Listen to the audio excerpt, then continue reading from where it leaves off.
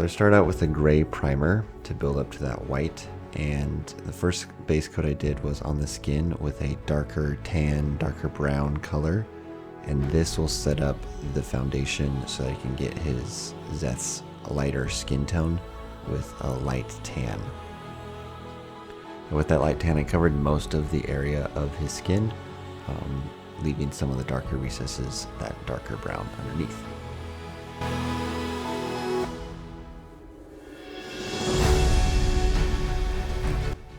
I then came in with a silver, a darker silver, and got the metallic parts of his sword. This was just a base coat. I would come back in later with a highlight. And here I'm coming in with a Reikland flesh shade.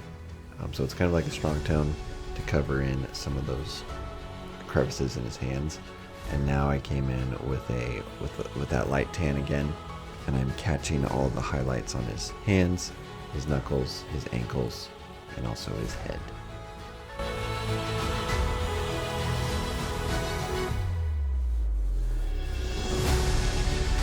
After that, I came in with a lighter silver color to catch the highlights and the raised areas on his sword.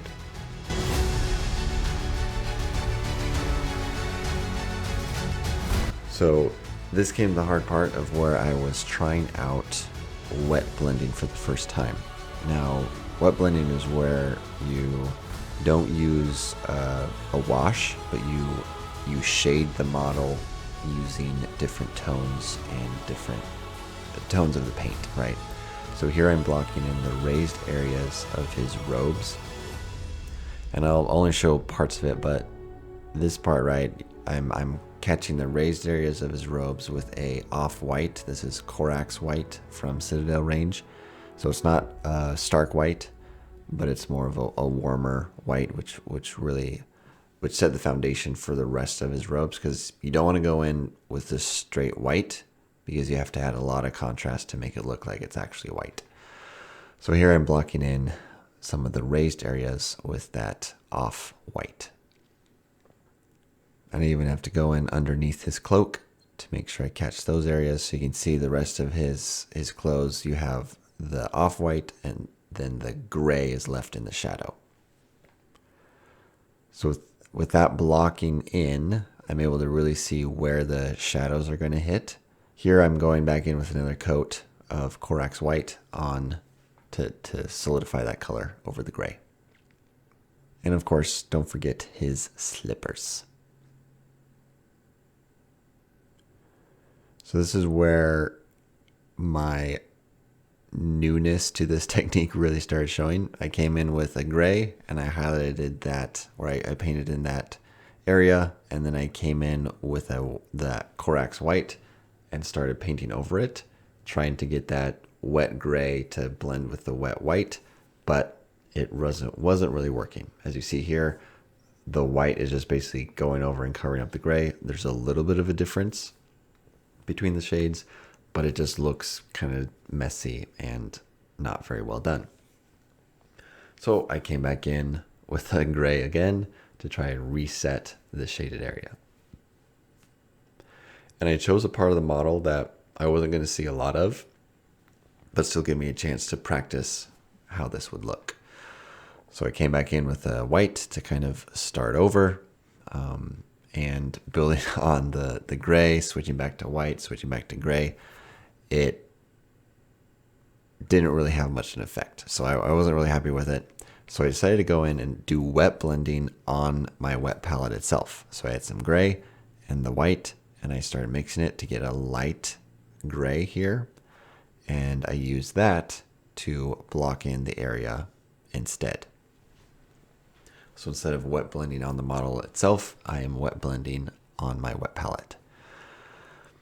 And so this was a more subtle shade than what I was previously working with, switching from gray to white. So if any of you are watching who are better at wet blending than me, please leave your comments in the comment section. I want to know how I can improve my process here. Luckily, throughout this process, I was able to improve myself a little bit. So near the end, I was really happy with how it started turning out. So at this point, I was like, okay, I'm going to keep moving on to another section, see if that helps me out. And I used that lighter gray from my wet palette and blocked in the different areas and came in with that white to help catch those raised areas of his robes. To help blend it, I started just kind of messing around on the mini, and I started going back and forth with my white to cover up some of the gray, kind of like a stippling effect. And I thought I kind of liked it. Wasn't too sure. What are your thoughts? Could that have been a good approach? I think I might try stippling at one of these points. Anyway, so as I worked my way around the model, I improved my process. I improved my mixture on my wet palette. And you see here I'm on the back robe, which is what I think the most prominent part of the figure and what needs the best looking wet blending. And so you'll see me come in here and mix my white and my gray in different shades as I work my way down the robes in this crevice area of his robes. And I am pretty happy with the end result. So I'll speed it up here soon so you can see the process over a time lapse.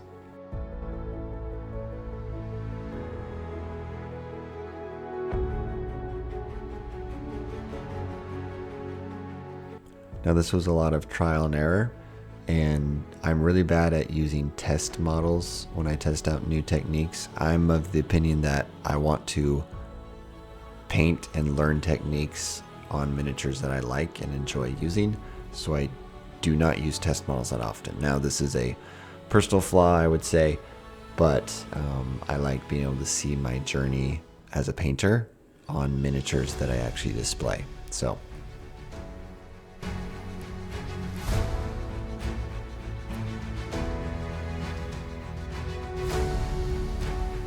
and so with that, I started using a plain white to catch the raised areas on the edges of his cloak and on his cloth. And this part really brought out some really good stuff from the mini. And then after I did that around the whole model, I decided to come in and work on the base. And so I went to my Discord server where I have a reference gallery of what Brotherwise posted, the character guides. And I looked at Szeth's base and I was like, okay, I'm not sure if I was 100% sold on it, but I did like the gold effect on some of the patterns in the stone. So I went and I decided to do gray stone alongside that gold trim. And so for the gray, I already had a gray primer on there, so I came in with a Nuln Oil shade to darken in those crevices.